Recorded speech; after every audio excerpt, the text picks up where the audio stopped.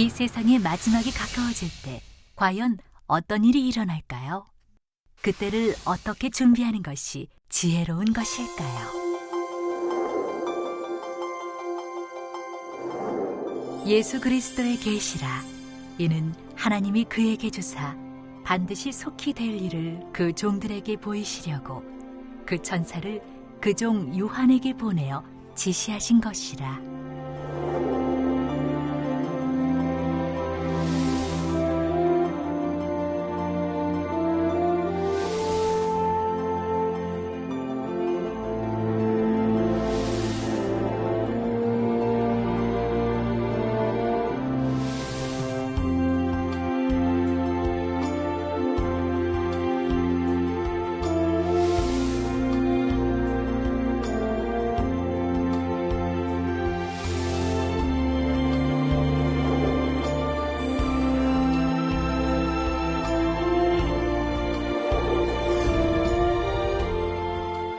사랑하는 시청자 여러분, 세계적인 부흥사 이재롱 목사의 설교를 통해 아버지 하나님의 마음과 뜻을 깨달아 소망과 기쁨 가운데 힘차게 달려가시길 바랍니다.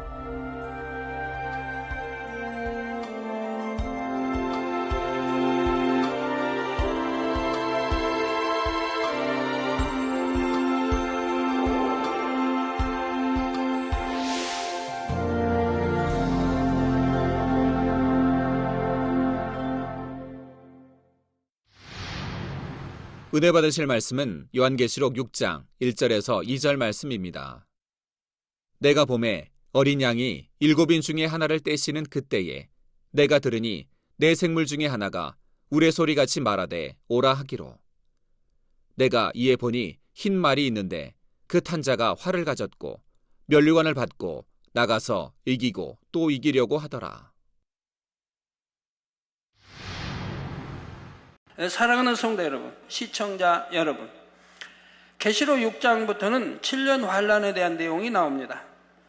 주님을 믿고 구원받은 사람들이 주님의 공중 재림과 함께 휴거되고 나면 그때부터 이 땅에는 7년 환란이 시작되지요. 7년 환란은 인간에 의한 전쟁과 자연에 의한 재앙이 합쳐지면서 전무후무한 환란 상황으로 전개되어집니다.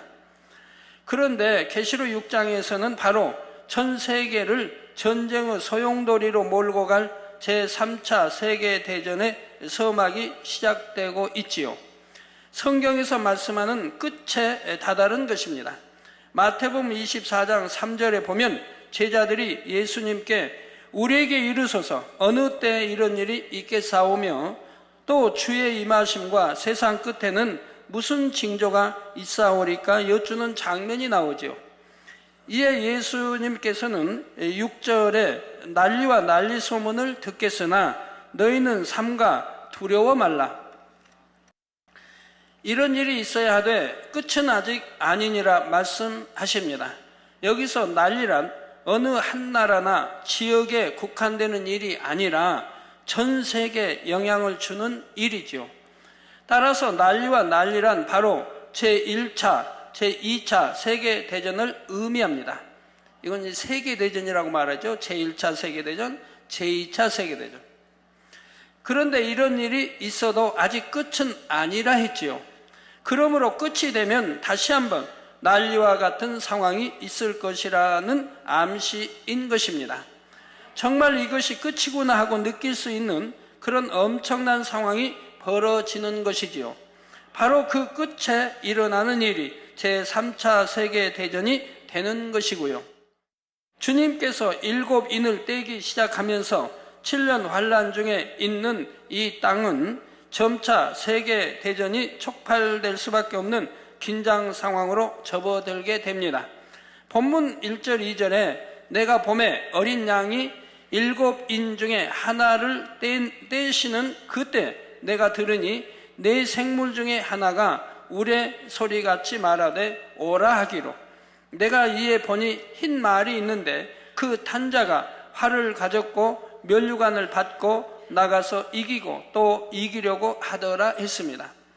이처럼 어린 양이신 주님께서 인을 떼셔야 비로소 재앙의 징조가 나타나기 시작하는데, 이는 3차 세계대전을 비롯한 7년 환란 동안의 모든 사건들이 주님의 주관 아래서 이루어지게 됨을 의미하지요.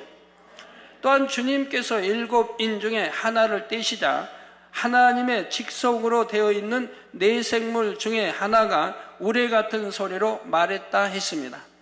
하나님의 직속으로 명령을 수행하는 네 생물이 이처럼 직접 관여하고 있다는 것은 이 모든 것이 하나님의 허락하심에 따라 하나님의 뜻과 섭리대로 이루어진다는 말이지요. 그렇다 하여 하나님께서 7년 환란의 재앙들을 이 땅에 직접 내리신다는 의미가 아닙니다. 어차피 공의의 법칙에 따라 이 땅에 임할 수밖에 없는 엄청난 전쟁과 자연의 재앙들이지만, 그것조차도 결국은 모든 것을 다 아시고 그에 따라 모든 것을 계획해 놓으신 하나님의 섭리 안에서 흘러간다는 의미이지요. 네 생물의 소리를 우레의 소리에 비유한 것은 그들이 그만큼 큰 힘과 권세를 가진 존재임을 말해주고 있는 것입니다.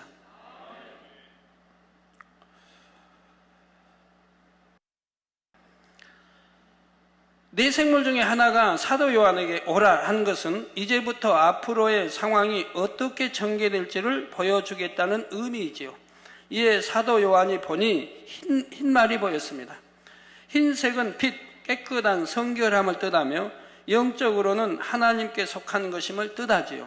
또한 말은 권세와 위엄을 뜻하며 한편으로는 전쟁을 의미하기도 합니다.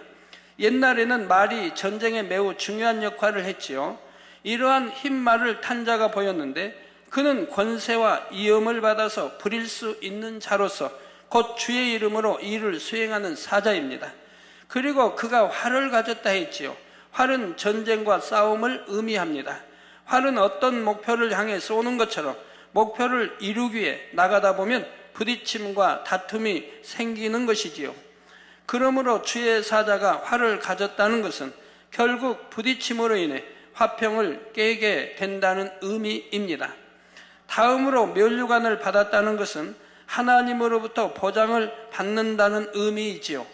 머리가 된다는 의미이며 부와 명예와 권세가 주어진다는 의미입니다.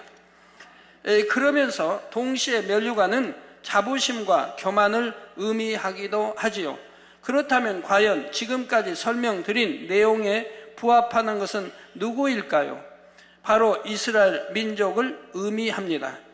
즉 흰말은 영적으로 이스라엘 민족을 의미하며 그 말의 탄자란 이스라엘 민족을 이끌고 그들의 운명을 좌우해 가는 머리 되는 세력을 의미한다는 사실입니다. 흰색은 하나님께 속한 것임을 의미하며 말은 권세와 위엄과 함께 전쟁을 의미한다 했습니다. 이스라엘 민족도 하나님께 속한 선민이며 역사상 그들로 인해 많은 전쟁이 일어났지요. 또한 활을 가졌다는 것은 목표를 이루기 위해 화평을 깬다는 의미인데, 잠시 후에 말씀드리겠습니다만 실제로 이스라엘은 자신들의 목표를 이루기 위해 주변과 늘 마찰을 빚어왔습니다. 그럼에도 이스라엘 민족은 하나님의 보장하심 가운데 지금도 세계 곳곳에서 부와 명예와 권세를 누리고 있지요. 그렇기 때문에 또한 이스라엘 민족은 자기들 자신에 대한 자부심과 교만이 있습니다. 자신들은 선민이며 하나님의 보장하심 가운데 늘 승리한다는 교만이지요. 바로 이러한 모습을 면류관을 받았다 말하는 것입니다. 그러면 지금 설명드린 내용을 이해할 수 있도록 이스라엘 민족에 대해 좀 더 구체적으로 살펴보겠습니다. 성도 여러분, 요한복음 19장 23절 24절에 보면 군병들이 예수를 십자가에 못 박고 그의 옷을 취하여, 즉 예수님의 옷을 취하여 네 깃에 나누어 각각 한 깃씩 얻고, 네 깃에 나눠서 각각 한 깃씩 얻고 속옷도 취하니 이 속옷은 호지 아니하고 위에서부터 통으로 짠 것이라. 그러니까 그냥 원피스라고 해도 되나요?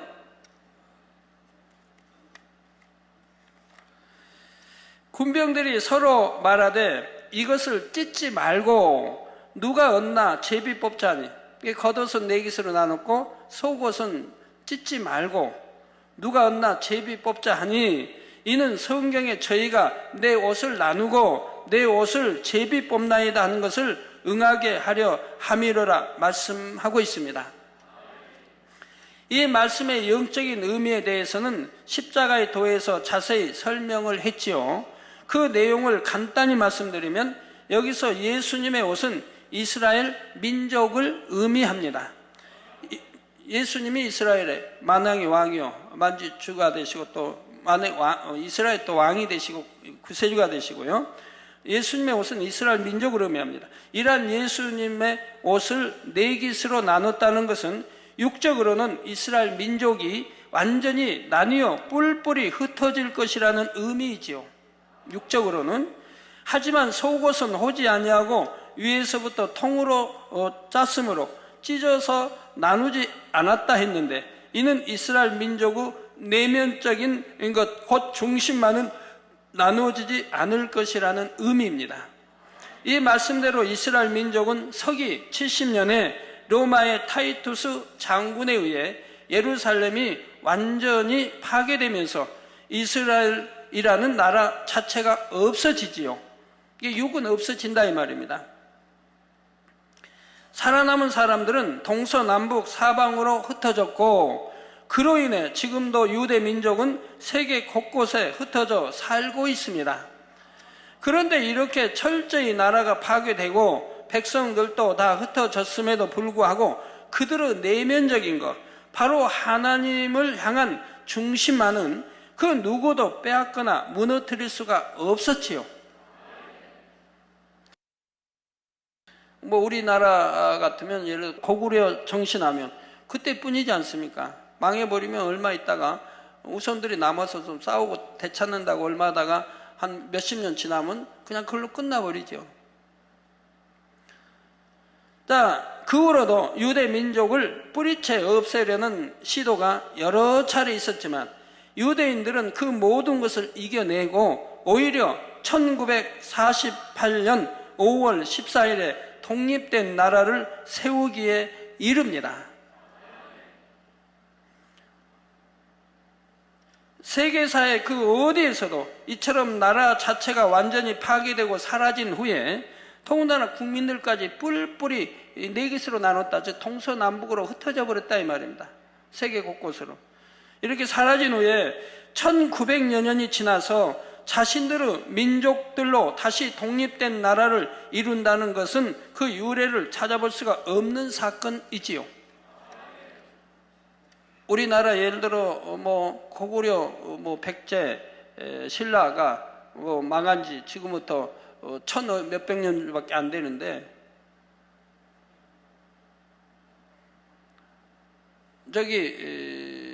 그러니까 고구려 후에 만주든 요동, 그다음 요동이든 이런 데가 우리나라 땅이라고 하면 어떻게 될까요? 중국이 지금부터 천 몇백 년 전에는 고구려 땅이었다고 인정할까요? 세계에서 인정할까요? 또 우리 땅이라고 우리가 요구합니까? 하지도 못하죠. 옛날에 천 몇백 년 우리 땅이었으니까 내놓으라고 할까요? 근데 여기는 지금 1900년이 넘었습니다. 백성들도 다 흩어지고요. 그런데도 1948년 5월 14일에 독립을 하게 된다 이 말입니다. 이런 놀라운 일이 성경에 기록되어진 대로, 구약에 성경에 에스겔도 기록하고 기록되어진 대로 실제 일어난 것입니다. 그런데 유대인들, 즉 이스라엘 민족은 이 일을 해냈다는 사실입니다. 오직 이 일이 가능했던 이유는 하나님을 향한 그들의 마음 중심이 그 오랜 세월 동안에도 변개치 않았기 때문이며 하나님께서 자신들에게 주신 언약의 땅을 다시 찾겠다는 일념 하나로 이 엄청난 일을 이루어냈던 것입니다. 이로 인해 이스라엘 민족의 자부심은 더해졌지요. 즉 속옷은 호지 아니하고 짠 속옷은 나누지 아니했다 이 말입니다. 그와 같이 저들의 이스라엘의 속마음, 하나님을 믿는다고 하는 이 중심, 속마음은 어느 누구도 그걸 뺏을 수도 없고 없앨 수도 없었다 이 말입니다. 그래서 그들은 때가 이름에 구약의 예언에 놓은 대로 독립해서 나라를 다시 세우게 됐던 것이라 이 말입니다. 자신들은 하나님으로부터 선택받은 민족이요 따라서 가장 뛰어난 민족임을 자부하는 선민 사상이 그들 가운데는 여전히 뿌리 깊게 자리 잡고 있습니다. 그러나 이러한 선민 사상이 교만과 아집으로 발전하여 주변 나라들과의 평화적인 공존은 점점 멀어지게 되고 말았지요. 이 때문에 지금도 이스라엘을 중심으로 한 중동 일대에는 늘 긴장이 감돌고 있으며 이스라엘은 독립 이후 지금까지도 계속되는 전쟁 상황 속에 살아가고 있습니다. 늘 크고 작은 전쟁들을 치르고 있지요. 그런데 바로 본문 2절 중에 나가서 이기고 또 이기려고 하더라 말씀한 대로 이스라엘은 이러한 전쟁마다 승리하고 있다는 사실입니다. 성도 여러분, 앞서 말씀드린 대로 이스라엘은 나라와 국토를 잃은 지 1900여 년 만에 다시 자신들의 옛날 영토로 돌아와 새로운 독립국가를 세웁니다. 그러니 이미 그 땅에서 지난 1900여 년을 살아오던 사람들이 어찌 이를 반겨 맞겠습니까? 하루아침에 자신들이 살던 땅을 이스라엘의 영토로 넘겨줘야 한다는 것이 상식적으로도 이해될 수 있는 일은 아니지요. 또한 이스라엘의 옛날 영토 주변에 있는 많은 아랍 국가들도 이스라엘의 이러한 행동을 결코 반겨 맞을 리가 없었습니다. 그래서 1948년 5월 14일에 이스라엘이 국가 독립을 선포하자 바로 다음 날인 5월 15일 아침 아랍 연합 군대가 이스라엘을 공격해 옵니다. 일명 팔레스타인 전쟁이라고도 하고 독립전쟁이라고도 하는 제1차 중동 전쟁이 발발한 것이지요. 당시 이스라엘 군대는 비록 규모도 작고 무기도 빈약한 상태였지만 단합된 힘으로 이 전쟁을 압승으로 이끕니다. 1956년 10월에는 수에즈 전쟁이라 불리는 제2차 중동 전쟁이 일어났는데 이때도 이스라엘이 승리하지요. 1967년 6월 5일에 일어난 제3차 중동 전쟁은 그 유명한 6.1 전쟁으로 알려져 있습니다. 이때도 아랍의 여러 국가들이 연합하여 공격에 왔는데 이스라엘은 6일 만에 그들을 무찌르지요. 주변 여러 나라를 6일 만에 제압해버린다 이 말입니다. 더욱이 이 6.1 전쟁으로 이스라엘은 요르단 서안지구, 골란 고원, 또 가자, 시나이 반도 등 여러분 성지순례 가면 갈릴리 그 바다에 보면 저 맞은편에 이렇게 보이는 데가 있죠. 거기 이제 골란권인데 그 골란권 또 가자 시나이 반도 등 많은 영토를 점령하게 됩니다. 애굽에서 여러분 쭉 서해안 따라 지중해 따라 올라오시면 쭉 시나이 반도를 거쳐 올라오게 됩니다. 예루살렘도 재통합하게 되며 이스라엘은 이후로 크게 번영을 하게 되죠.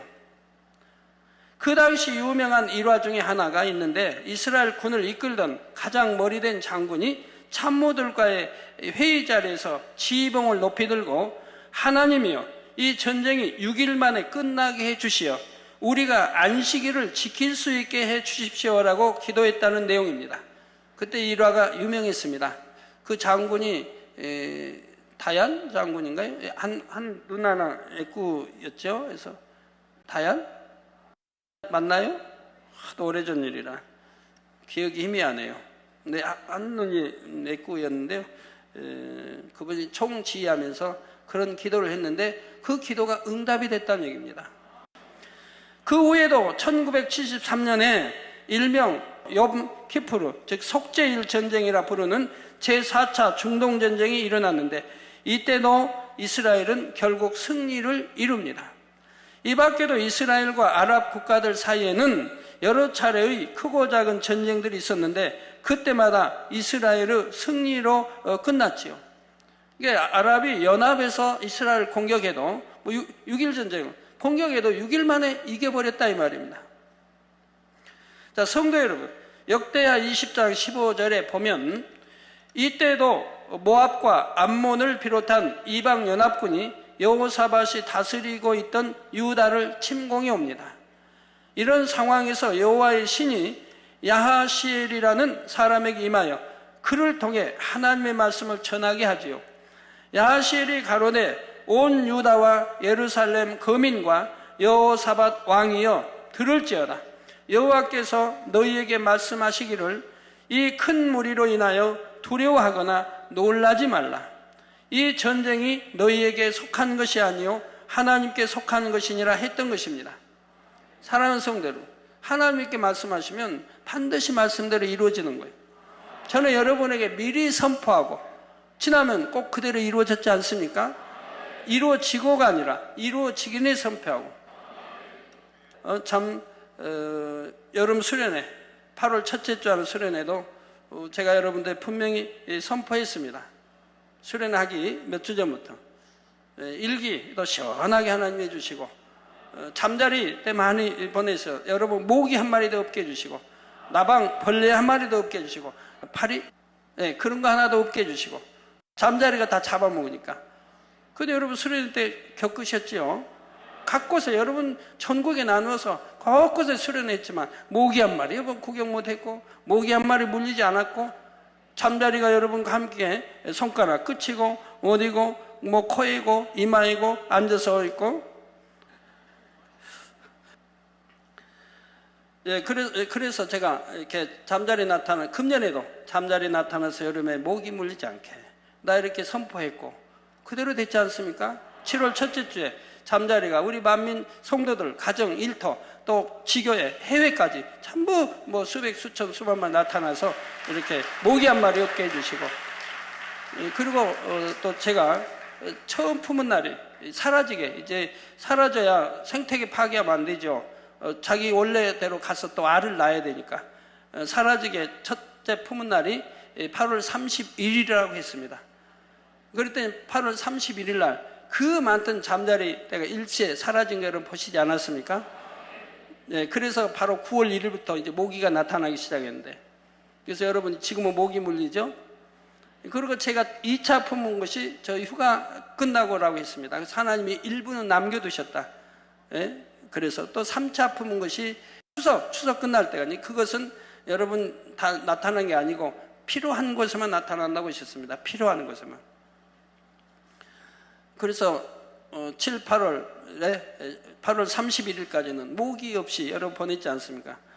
그래서 여러 모기약도 안 들어갔고 방충망도 필요 없었고 이렇게 보냈는데 8월 30일 날 일체 다 사라진다고 제가 했는데 다 일체 사라져 버렸죠. 그리고 바로 9월 1일부터 여러분 모기가 나타나는 거 보시지 않았습니까? 저는 미리 선포하고 항상 그대로 되어진 걸 여러분들이 본봐요, 만진봐요, 체험한 바라 이 말입니다.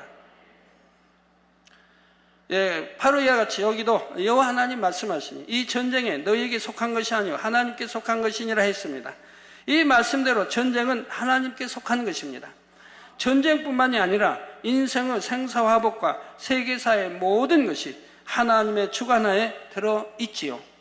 그래서 이스라엘 민족이 비록 육적으로는 아무리 힘이 없고 빈약해 보이는 것 같은 상태라 해도 그들이 하나님을 기쁘시게 드리고 하나님의 말씀 안에 살아가며 의지할 때는 하나님께서 함께 하심으로 반드시 승리했습니다.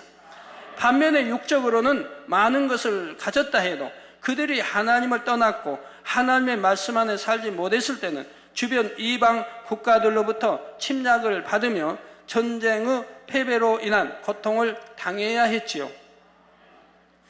그런데 지금 이스라엘 민족의 독립은 이미 하나님께서 구약의 예언에 놓으시고 섭리에 놓으신 대로 이루어지는 일입니다.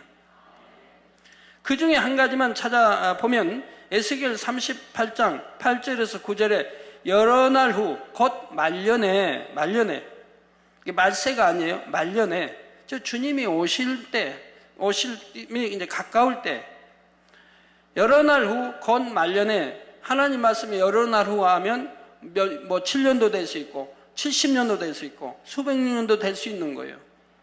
전에 처음에 계시 받을 때 제일로 참 처음에는 많이 그렇게 난감했던 게 그런 겁니다. 하나님 며칠 후에 하면 저는 이제 며칠만 생각하면 며칠 후에는 이루어질 걸로. 근데 안 이루어져요. 나중에 이제 성경 읽고 기도하다 보니까 또 올려주시는 거예요. 며칠 후가 얼마가 될지. 이런 일이, 그래서 이제 그 다음 베토는 이제 말씀이 며칠 후에 해도 이해가 다 되는데, 며칠 후에 금방 해도 그것이 한 달도 가고 두 달도 가고 이제 또는 1년도 갈 수 있다는 것을 알게 되죠. 그래서 차마 묵묵히 기다리면 하나님 말씀해 주신 것은 반드시 이루어졌던 것을 볼 수가 있었습니다.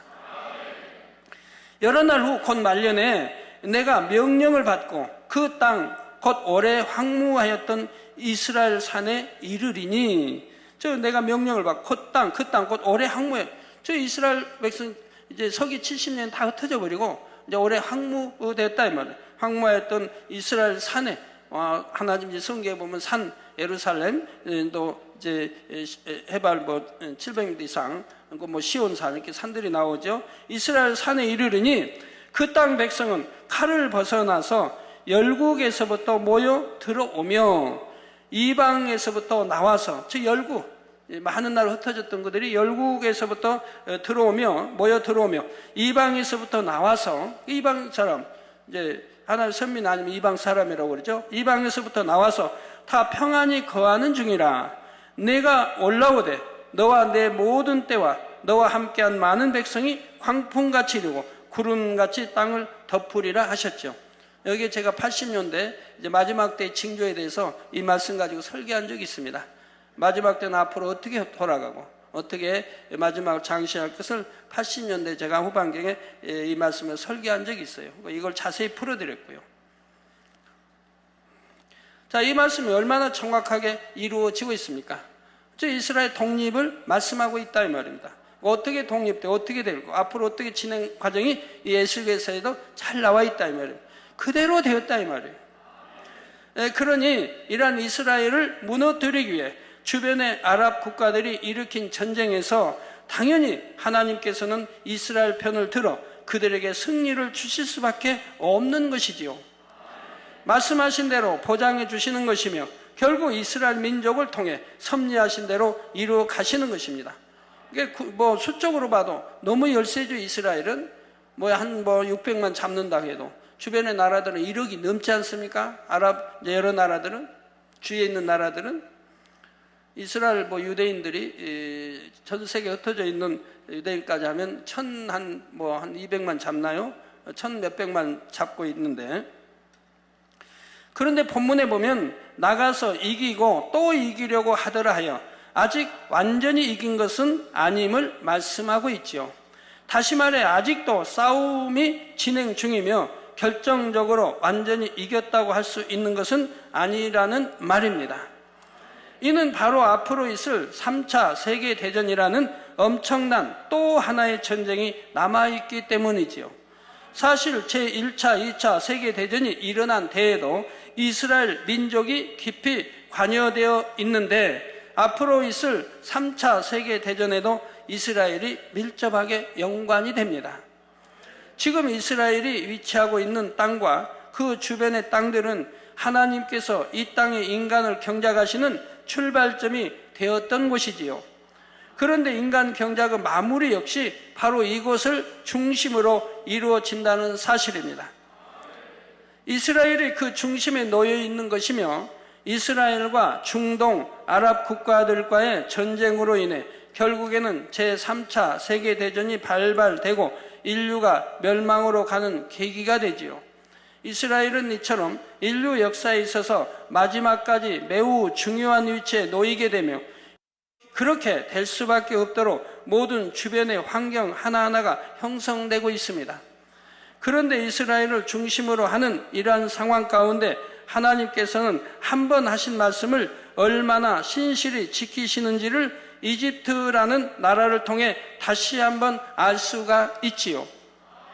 이스라엘과 아랍 국가들 간의 4차에 걸친 전쟁에서 이스라엘이 모두 승리하게 되자 1978년 미국의 중재로 이스라엘과 이집트 간의 평화협정이 체결됩니다. 중동에 그래도 가장 리더격으로 있는 바로 이집트와 평화협정이 체결이 됩니다.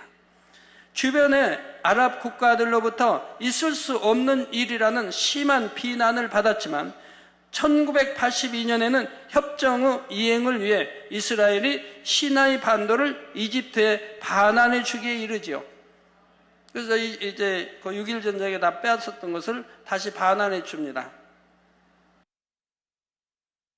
그러니까 여러분 성지순례 가보신 분들은 이제 이집트에서 이렇게 들어오면 그 시나이 반도 다 지나가지고 이제 이스라엘에 그 가까이 와서 거기서 이제 검문이 시작되고 이스라엘 들어가는 이게 시작된 걸 볼 수가 있어요. 이게 동쪽 홍해 쪽으로 와도 그렇고 이쪽 서해 지주 이제 그 사막을 지나서 지중해로 올라가도 마찬가지. 시나이 반도가 끝나고 바로 이스라엘 국경이 나오게 되는 이유가 그겁니다. 전에는 뺏어서 차지하고 있었는데 이제 되돌려줬다 이 말입니다. 이집트와 평화협정을 맺으면서. 그런데 이 모든 일이 우연에 의한 것이 아니라 이미 성경에 기록된 하나님의 말씀에 따라 하나님의 뜻 가운데 일어난 일이라는 사실입니다. 창세기 47장 7절에서 12절의 내용을 보면 애굽의 총리가 된 요셉 덕분에 야곱과 그의 가족들은 극심한 기근을 피해 애굽 즉 지금의 이집트 땅으로 이주해 올 수가 있었지요. 이때 바로왕 앞에 선 야곱이 바로를 축복해 주는 장면이 나옵니다. 바로왕은 야곱과 그의 가족들을 선대하여 그들에게 거할 땅을 주게 되지요. 11절 12절에 요셉이 바로의 명대로 그 아비와 형들에게 거할 것을 주되 애굽의 좋은 땅 람세스를 그들에게 주어 기업을 삼게 하고 또 그 아비와 형들과 아비의 온 집에 그 식구를 따라 식물을 주어 공께 하였더라 했습니다. 이처럼 야곱과 그의 가족들은 즉 이스라엘 민족의 시초가 되는 사람들이 애굽으로부터 큰 은혜를 입었던 것이지요. 그래서 애굽에 와서 나라를 형성해서 출애굽을 했던 것이니까요. 어디 그뿐입니까? 지금부터 2000년 전에는 우리 예수님 아기 예수 때 어디로 피난을 했습니까? 바로 애굽으로 했다 이 말입니다. 지금의 이집트로 피난사를 했다 이 말입니다. 헤롯 왕이 잡아 죽이려고 하니까. 그러니까 이 애굽하고 그 이집트하고는 밀접한 관계가 이스라엘과는 형성되어 있는 거죠. 이미 구약에서부터.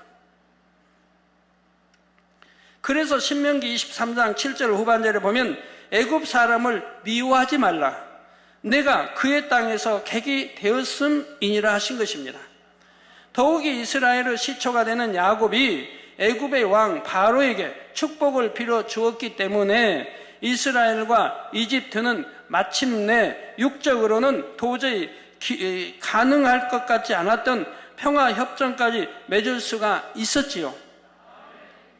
이 평화협정으로 인해 지금 현재는 물론이고 앞으로 일어날 큰 전쟁 상황에서도 이집트는 중동의 다른 아랍 국가들과는 달리 큰 재앙을 면할 수가 있게 됩니다.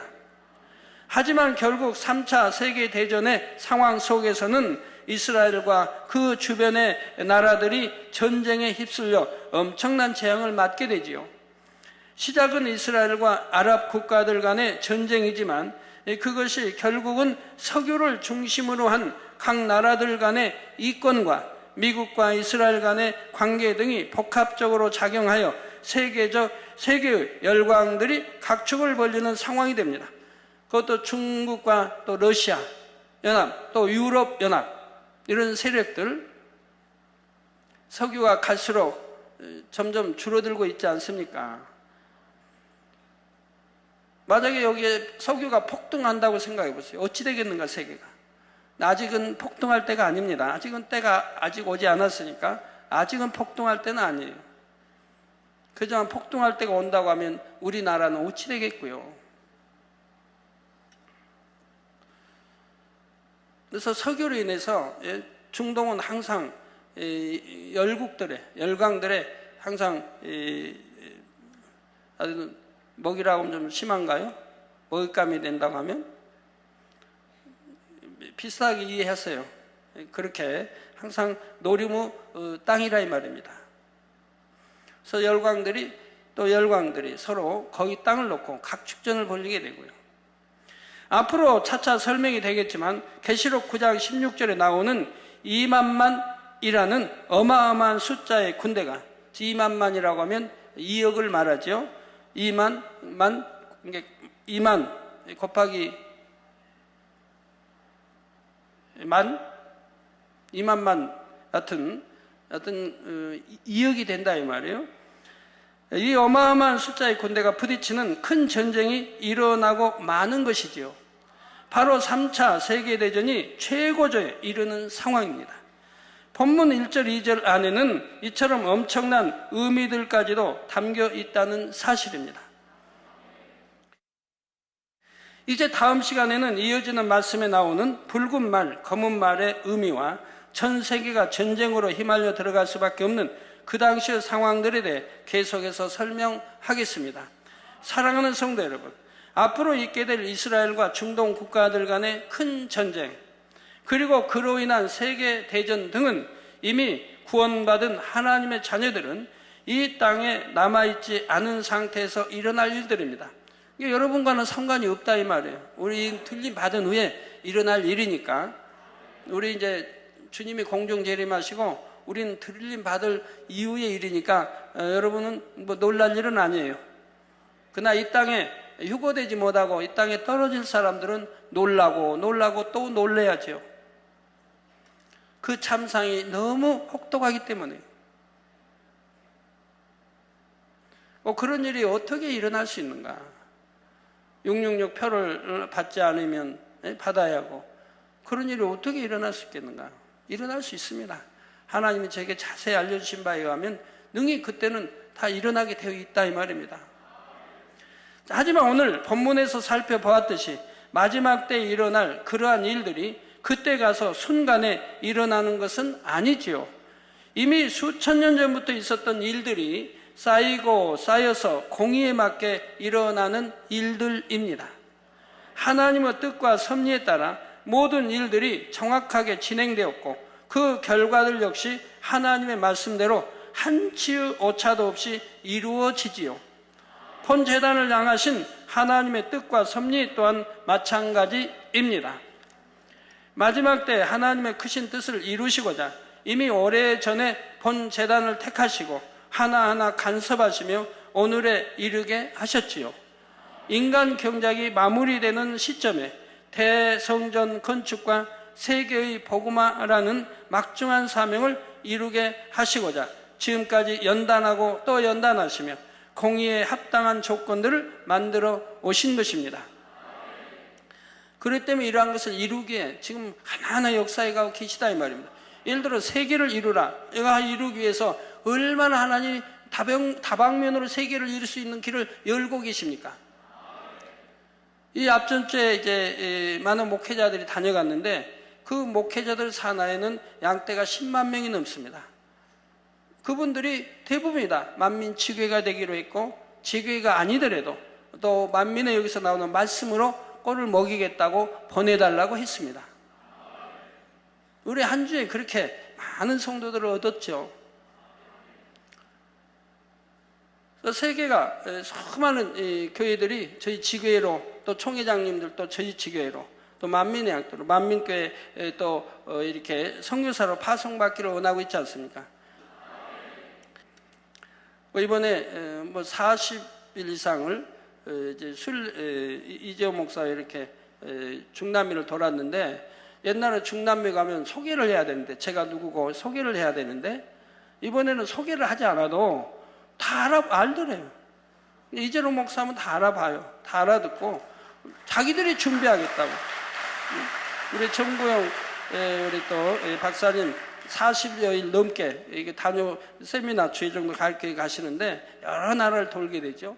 그런데 거기에 주의 종들이 다 알아보고 그냥 자기들이 하겠다고, 자기들 돈으로 다 세미나 준비하겠다고 이렇게 다 말씀들을 한다고 그러죠.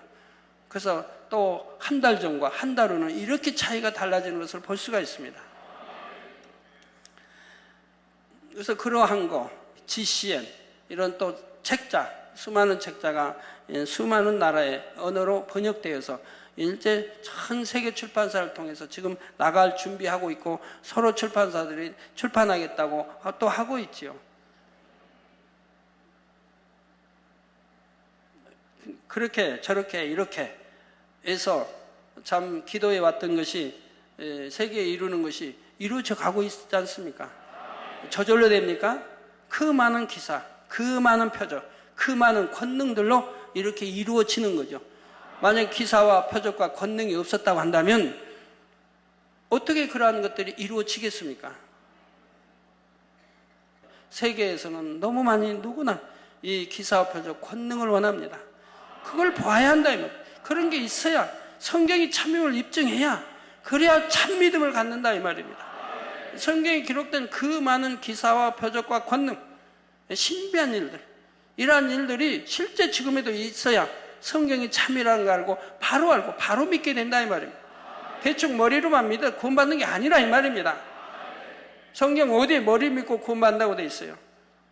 마음에 믿어 의에 이르고 입술로 시인하여 구원에 이른다고 로마서 10절에도 말씀하고 있지만, 육적인 믿음, 영적인 믿음이 있지 않습니까? 행함이 없는 믿음은 죽은 믿음이라.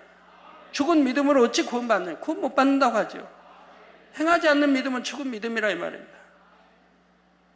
내 영혼 없는 몸이 죽은 것 같이, 우리 영혼이 빠져나가면 죽은 시체 아닙니까? 그와 같이 행함이 없는 믿음은 바로 그런 영혼 없는 몸과 같은 것이라 이 말, 죽은 믿음이라 이 말. 그건 구원 못 받는다 이 말입니다. 60년권 말씀, 우리가 말씀을 배웁니다. 왜 배웁니까? 그대로 살기에 배우는 거 아니에요. 하나님 66권 구약 신약을 배우는 이유가 뭐고, 설교 듣는 이유가 뭡니까? 듣고 그냥 지식으로 남기라는 게 아니잖아요.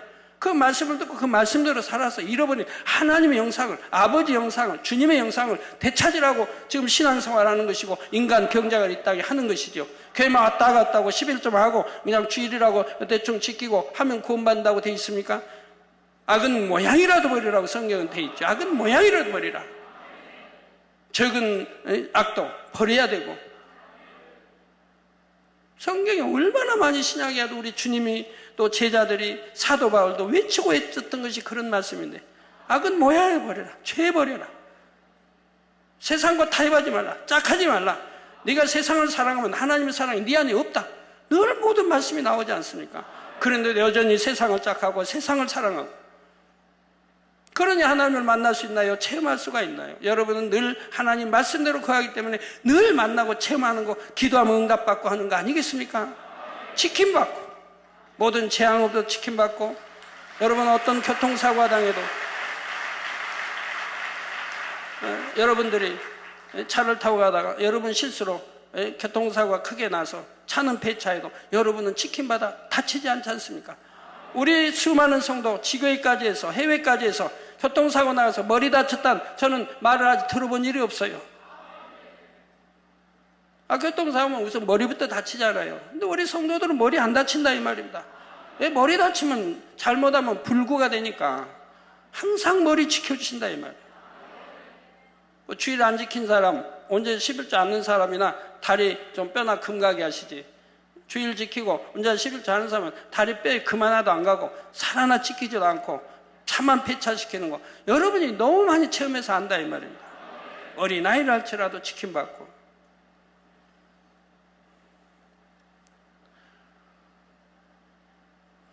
네, 지금까지 연단하고 또 연단하시며 공의에 합당한 조건들을 만들어 오신 것입니다. 그러므로 여러분은 요한계시록 강의를 들으시면서 앞으로 되어질 세계사의 흐름을 아는 것도 중요하지만, 동시에 이를 통해 하나님의 뜻과 섭리가 얼마나 정확하게 성취되어 간다는 사실을 꼭 마음에 믿고 능력을 삼으시기 바랍니다. 금년에 너무 많은 기사를 보여드렸나요? 기사 표정을 너무 많이 여러분 이렇게 들으시고 하셔서 배가 좀 부르시죠. 그래도 또 뭐 음식도 먹으면 배불러도 또 먹고 싶고 하는 것 같이, 또 드시고 싶은 것 같이 기사 표적 그렇게 봐도 또 보고 싶고 또 보고 싶죠. 그니 이제 그 다음에 또 뭐 보여드릴까요?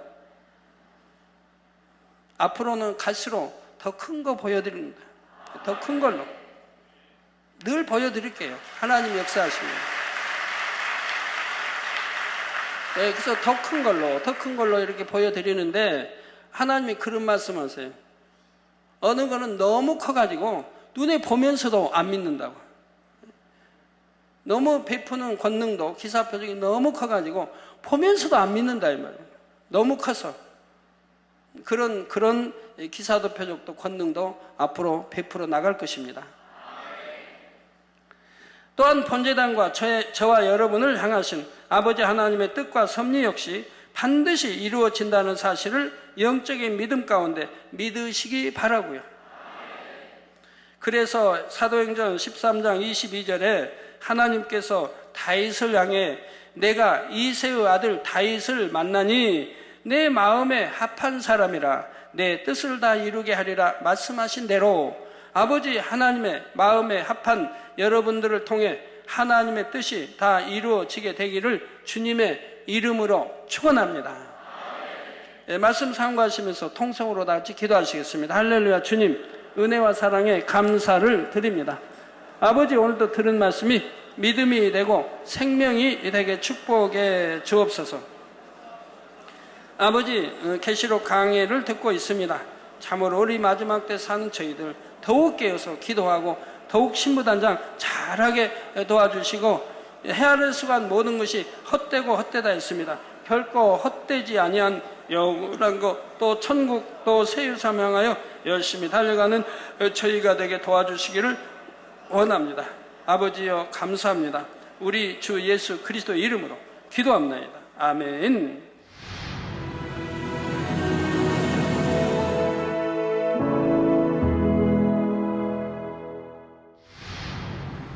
할렐루야. 전능하신 사랑의 아버지 하나님, 이 시간 기도받는 모든 성도님들 위해 안수하여 주옵소서.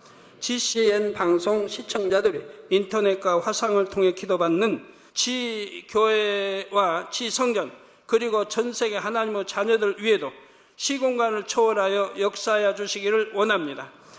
믿어지는 믿음을 주시고 부정적인 생각과 의심의 세력을 물리쳐 주옵시며 모든 시험 환난도 물리쳐 주옵소서. 머리부터 발끝까지 오장육부 뼈 마디마디 온몸의 신경 조직 세포 등 아픈 곳마다 성령의 불로 태우시고 근본의 빛으로 역사하여 주옵소서. 예수 그리스도의 이름으로 명하노니 원수마귀 사단 모든 질병 균 연약함아 물러가라. 빛이 여임하라. 모든 불치 난치병도 성령의 불로 태워 깨끗하게 역사하여 주옵소서. 말라리아를 비롯한 모든 풍토병도 물리쳐 주옵소서. 깨끗함을 입을지어다. 감기, 기침, 열, 몸살, 독감 등 각종 유행성 질병도 다 물러가라. 어떠한 유행성 질병 균도 틈타지 않게 지켜 주옵소서. 위암, 폐암, 간암, 유방암, 자궁암, 대장암, 피부암 등 각종 암과 에이즈, 백혈병, 뇌졸중, 고혈압, 저혈압, 심장병, 폐병, 위장병, 당뇨, 부인병, 피부병, 갑상선, 질환과 모든 염증도 깨끗게 하여 주옵소서. 소아마비, 중풍, 관절염, 디스크도 온전케 하여 주옵소서. 요통, 두통, 신경통을 비롯한 모든 통증은 사라질지어다. 간질, 자폐증, 우울증, 조울증, 노이로제 등 모든 정신질환도 물러가라. 모든 마비된 것도 풀어지고 일어나 걷고 뛸지어다. 눈도 잘 보이게 하옵시고 귀도 잘 들리게 하여 주옵소서. 소경은 눈을 뜨고 기머거리는 들으며 벙어리는 말할지어다. 각종 사고 후유증도 깨끗게 하시고 부러진 뼈도 붙여 주옵소서. 화상 입은 것도 온전케 하옵소서. 화기야 물러가라. 열도 물러가라. 아버지 흉터도 나지 않게 역사해 주시기를 원합니다. 마약을 비롯하여 각종 약물과 독극물 중독도 깨끗함을 입을지어다. 죽은 신경과 세포가 살아나며 죽은 자도 살아나게 하여 주옵소서. 잉태의 축복도 주시기를 원합니다. 잉태 축복을 받으라. 예수 그리스도의 이름으로 명하노니 원수마귀 사단아 하늘 공중 곳에 잡은 악의 영들아 물러가라. 그의 사자들도 물러갈지니라. 이 땅의 악한 영, 더러운 영, 거짓되고 간사한 영, 이간질하고 미혹하는 모든 어둠들은 물러가라. 모든 흉악의 결박을 풀고 어둠아 물러가라. 빛이 여임하라. 아버지 하나님, 부르짖어 기도할 수 있는 능력을 주시고 죄를 버리고 성결될 수 있는 능력을 주옵소서. 영혼이 잘됨같이 범사에 잘되게 하시고 가정의 복음화도 이루어 주시기를 원합니다. 한 주간도 모든 사고와 재앙으로부터 지켜주시고 불통이 없는 형통한 삶을 살 수 있도록 축복해 주옵소서. 성령의 불담으로 천군 천사와 주님의 불꽃 같은 눈동자로 모든 하나님의 자녀들과 가정, 일터, 사업터를 지켜주시기를 원합니다. 학생들에게 지와 명철을 더하시고 공부도 할 수 있는 뜨거운 마음과 열정도 더하여 주옵소서.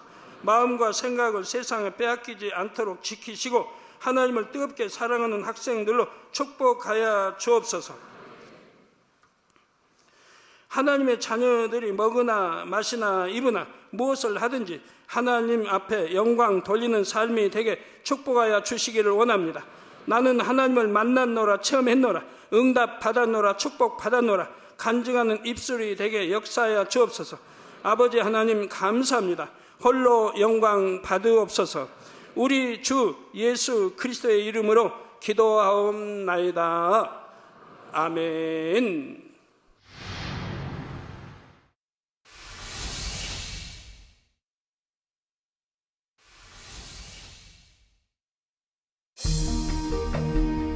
이 세상의 마지막이 가까워질 때 과연 어떤 일이 일어날까요? 그때를 어떻게 준비하는 것이 지혜로운 것일까요? 요한계시록에 그 해답이 담겨 있습니다. 마지막 때를 깨어 준비하며 신부단장할 수 있도록 마지막 때에 속히 되어질 일에 대해 세세히 기록한 요한계시록. 사랑하는 시청자 여러분, 세계적인 부흥사 이재롱 목사의 설교를 통해 들은 말씀을 지켜 행함으로 진정 복 있는 사람들이 되시길 바랍니다. 오늘 말씀 본문을 통해 여러분을 향한 하나님의 뜻을 묵상해 보시겠습니다.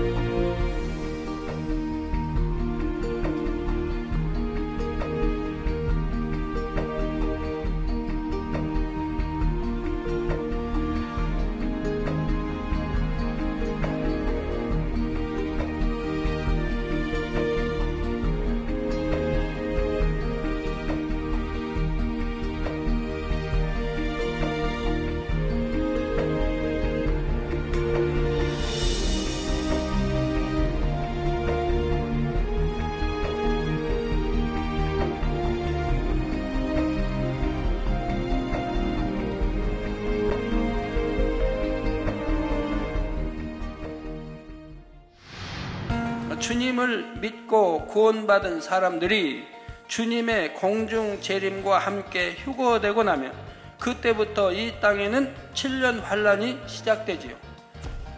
7년 환란은 인간에 의한 전쟁과 자연에 의한 재앙이 합쳐지면서 전무후무한 환란 상황으로 전개되어집니다. 난리란 어느 한 나라나 지역에 국한되는 일이 아니라 전 세계에 영향을 주는 일이지요. 따라서 난리와 난리란 바로 제1차, 제2차 세계대전을 의미합니다. 어린 양이신 주님께서 인을 떼셔야 비로소 재앙의 징조가 나타나기 시작하는데, 이는 3차 세계대전을 비롯한 7년 환란 동안의 모든 사건들이 주님의 주관 아래서 이루어지게 됨을 의미하지요. 하나님의 직속으로 명령을 수행하는 내 생물이 이처럼 직접 관여하고 있다는 것은 이 모든 것이 하나님의 허락하심에 따라 하나님의 뜻과 섭리대로 이루어진다는 말이지요. 사도 요한이 보니 흰 말이 보였습니다. 말은 권세와 위엄을 뜻하며 한편으로는 전쟁을 의미하기도 합니다. 활은 전쟁과 싸움을 의미합니다. 그러므로 주의 사자가 활을 가졌다는 것은 결국 부딪힘으로 인해 화평을 깨게 된다는 의미입니다. 다음으로 면류관을 받았다는 것은 하나님으로부터 보장을 받는다는 의미이지요. 흰 말은 영적으로 이스라엘 민족을 의미하며 그 말의 탄자란 이스라엘 민족을 이끌고 그들의 운명을 좌우해 가는 머리 되는 세력을 의미한다는 사실입니다. 제1차, 2차 세계대전이 일어난 때에도 이스라엘 민족이 깊이 관여되어 있는데, 앞으로 있을 3차 세계대전에도 이스라엘이 밀접하게 연관이 됩니다. 이스라엘은 이처럼 인류 역사에 있어서 마지막까지 매우 중요한 위치에 놓이게 되며 그렇게 될 수밖에 없도록 모든 주변의 환경 하나하나가 형성되고 있습니다. 그런데 이 모든 일이 우연에 의한 것이 아니라 이미 성경에 기록된 하나님의 말씀에 따라 하나님의 뜻 가운데 일어난 일이라는 사실입니다. 마지막 때에 일어날 그러한 일들이 그때 가서 순간에 일어나는 것은 아니지요. 이미 수천 년 전부터 있었던 일들이 쌓이고 쌓여서 공의에 맞게 일어나는 일들입니다. 여러분은 요한계시록 강의를 들으시면서 앞으로 되어질 세계사의 흐름을 아는 것도 중요하지만, 동시에 이를 통해 하나님의 뜻과 섭리가 얼마나 정확하게 성취되어 간다는 사실을 꼭 마음에 믿고 능력을 삼으시기 바랍니다.